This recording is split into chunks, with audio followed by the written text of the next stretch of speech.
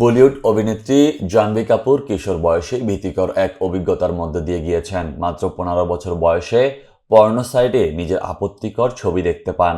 শুরুতে বিষয়টিকে অনলাইনের অংশ হিসেবেই মেনে নেয়ার চেষ্টা করেছিলেন, কিন্তু এই ঘটনা তার উপর দীর্ঘমেয়াদী প্রভাব ফেলেছে। কয়েকদিন আগে রাজ শামানির পডকাস্টে অতিথি হিসেবে উপস্থিত হয়ে ভয়ঙ্কর সেই অভিজ্ঞতা নিয়ে খোলামেলা কথা বলেছেন তিনি। জাহ্নবী কাপুর সরাসরি জানান তিনি ঠিক জানেন না এটা ডিপফেক হতে পারে, তবে তেমন কিছু ছিল এবং তিনি একটি পর্নো সাইটে তার একটি ছবি দেখেছিলেন।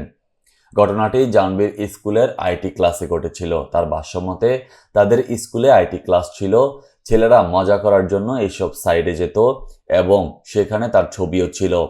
আর এটা স্কুলেই ঘটেছিল, তাই এটি খুব ভয়ঙ্কর অভিজ্ঞতা ছিল। তারপর বিষয়টিকে স্বাভাবিকভাবে নেয়ার চেষ্টা করেছিলেন জাহ্নবী। তা জানিয়ে তিনি বলেন, একটা সময় তিনি ভেবেছিলেন এর মূল্য তাকে দিতে হবে, কারণ সামাজিক যোগাযোগ মাধ্যমে এসব ক্ষেত্রে কোনো নৈতিকতা থাকে না।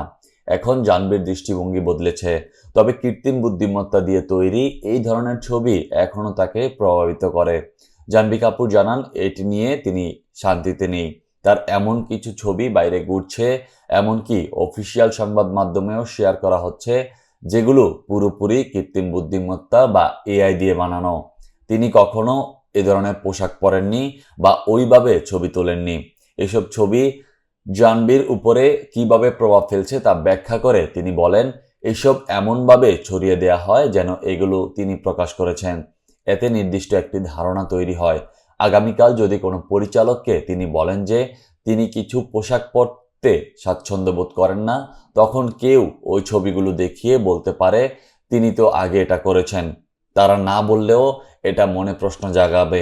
বিষয়টি জাহ্নবী কাপুরকে কষ্ট দেয়, তবে সময়ের সঙ্গে পরিস্থিতি সামলানোর উপায়ও খুঁজে পেয়েছেন তিনি।